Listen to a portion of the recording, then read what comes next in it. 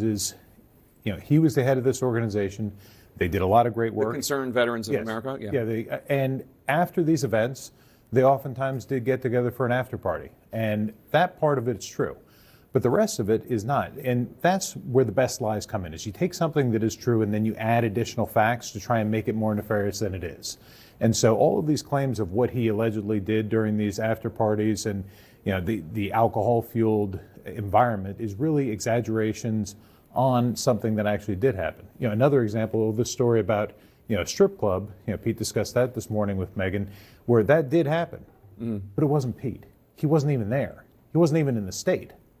Somebody else had that event, and so they took that event and just changed the name and said, oh, it was Pete. It wasn't, somebody else. So, and that's what a lot of these things are, because you can't corroborate the full claim, but if you can corroborate, a little piece of the claim, then, it makes it seem more realistic than it really was. So I want to ask you about a report that broke this afternoon in National Public Radio. David Folkenflik reported that a former colleague at Fox told him that Hegseth got, quote, handsy repeatedly while inebriated once, even groping her bottom at a Manhattan bar.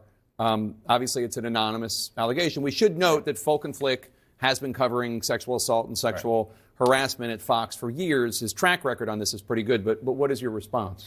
See, and this is the pattern, is that we have all these anonymous complaints where people are saying things, they aren't giving any specifics, they don't have any corroboration whatsoever, and yet the people who were also there at the time are willing to come on the record by name, on camera, and say, this didn't happen. It's the same thing at CVA, it's the same thing at Fox, it's the same thing at the Veterans for Freedom. Every single one of these, you have a few anonymous people saying it, and yet the people who come on the record and say, this is my name, this never happened. So you represented Pete, you've represented him for 8 or 9 years, yes. I believe, starting with the Concerned Veterans for America stuff. Correct. That, including the incident in 2017 in Monterey. Now, we should note that Pete acknowledges that there was a sexual encounter. He says it was consensual. Correct. The woman had a different story.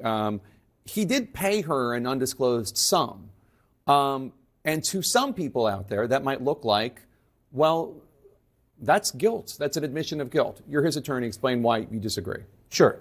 It could look like guilt. It could also look like an extortion. And that's the way that I saw it at the time, because this was something that was investigated by the police. The police found no basis whatsoever. In fact, one of the police officers told my investigator that before they interviewed Pete, based on the other witnesses' testimony and the video cameras, they were actually considering charging her with making a false story? Or no, with being the aggressor in this and taking advantage of him when he had too much to drink.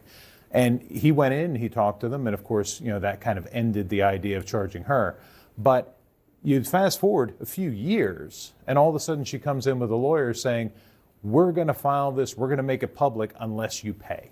So, and the reality is, unfortunately, especially for public figures, during the Me Too movement, a public allegation that somebody had drugged and raped somebody, they're going to get fired immediately. Fox News isn't going to wait 2 years to find out what happens in court, any more than CNN or any other network would. He would have been fired right there. So why do you think this is happening? Why do you think there are so many people coming out of the woodwork saying these things that have to do with either sexual or alcoholic impropriety? This is unfortunately one of the things that has happened in this country when people are going for a confirmed position. Well, nobody's saying this about Marco Rubio. I mean, maybe he's going to be next. They started with the Attorney General, Matt Gaetz. Now they're focusing on Pete Hegseth.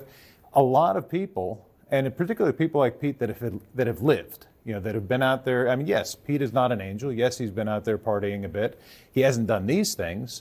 But particularly when it's somebody like him who, threatens, the institution, where people are afraid he might change things too much. He might, stop the gravy train. He might get rid of some of the things that, that people, they're like.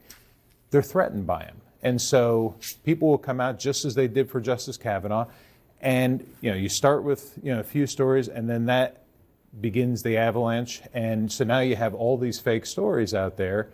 And every single one of them has a good factual defense to them, but they're hoping that by sheer volume that they could try and convince him to get out. Is he cooperating with an FBI background check now that the Trump transition has come into this agreement with the Justice Department? Not only is he cooperating, he can't wait to do the FBI background check. He's really looking forward to it because he knows, as I know, that FBI investigators are professionals. They're going to go through this. They're going to not just take a few anonymous complaints and put that in the report. They're going to try and corroborate it. The FBI background check is going to exonerate him of the vast majority of these claims, and so he's very much looking forward to that. All right, Tim, always good to see you.